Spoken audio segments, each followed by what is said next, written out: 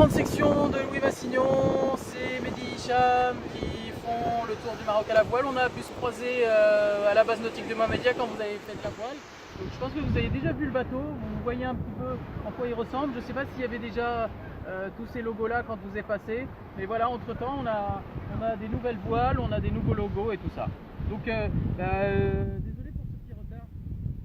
Apparemment vous me suivez depuis un moment et vous avez vu qu'on avait croisé plein de dauphins et tout ça. Bon, les dauphins ici sont un petit peu plus gros sur l'Atlantique qu'en Méditerranée. On en a vu quelques-uns, bon, on n'a pas eu le temps de les filmer parce qu'on était occupé à faire pas mal de choses sur le bateau. Mais bon voilà, dès qu'on a l'occasion d'en filmer, on vous enverra d'autres images. Alors, pour répondre à vos questions, faites-vous cela pour le plaisir ou c'est votre métier? Alors, nous notre métier c'est qu'on est moniteur de voile, donc on apprend la voile à des gens, à la base nautique comme vous avez pu voir, un petit peu comme Yann qui était votre moniteur quand vous êtes passé à la base nautique. Et du coup, le fait de faire aussi ce tour du Maroc, ça fait connaître plus notre sport et ça va donner plus envie à d'autres gens de faire de la voile. Donc il y a un petit peu des deux, on le fait pour le plaisir parce qu'on aime beaucoup ça et on fait ça parce que c'est notre métier aussi. Alors, à quelle vitesse va votre catamaran de sport? Notre bateau va au maximum à 30 km/h. 30 km/h, ça fait à peu près 15, 16, 17 nœuds. Voilà, ça fait vraiment très lent pour une voiture, mais c'est très rapide pour un bateau parce qu'on va beaucoup moins vite sur l'eau. Combien de kilomètres allez-vous parcourir entre Saïdia et Dakhla?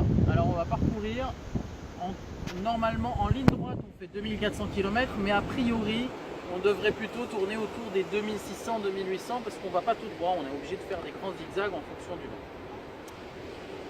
Combien de temps serez-vous en mer? Alors jusqu'ici on a dû passer 8 jours en mer, plus ou moins. Et à mon avis, il nous en reste bien 7, parce que là, on est au milieu du parcours. Donc 7 ou 8 encore, donc ça fera au total 15 ou 16 jours. Alors ça se répète. Comment et où dormez-vous? Alors, comme vous voyez, on n'a pas de cabine sur ce bateau. Mais par contre, on s'installe un hamac. Vous voyez ce que c'est un hamac? C'est le truc qui s'accroche des deux côtés. Et on peut dormir au milieu et on l'accroche au milieu du bateau et on dort comme on peut, on se serre comme ça et puis même si on est mouillé, on essaye de dormir parce qu'on est fatigué, de toute façon il faut se reposer. Combien d'heures chaque nuit? Alors je pense qu'on dort chacun chaque nuit entre 4 et 6 heures, ça dépend de la nuit, on se relaye toutes les 2 heures en fait. Pendant que Hicham est en train de conduire le bateau, moi je dors et puis ensuite moi je me réveille et voilà. Non, on ne dort pas tous les deux en même temps. C'est une chose très importante sur un bateau, c'est qu'il faut faire ce qu'on appelle de la veille. La veille, c'est être tout le temps, qu'il y ait quelqu'un tout le temps qui puisse regarder autour du bateau, parce qu'il y a plein de choses qui se passent.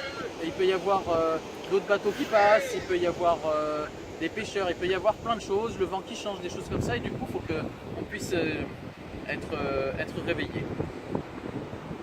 Y a-t-il un pilote automatique quand vous dormez? Non, nous n'avons pas de pilote automatique. On aurait bien aimé. Pour les vêtements, comment faites-vous?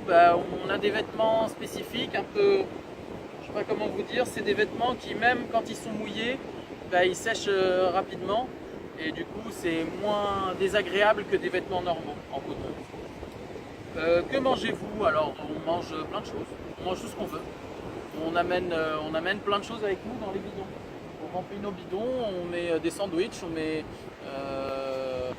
je ne vais pas vous dire tous les chocolats qu'on mange parce que c'est pas très bien d'en manger trop, mais en tout cas voilà, on mange des choses qui nous font tenir.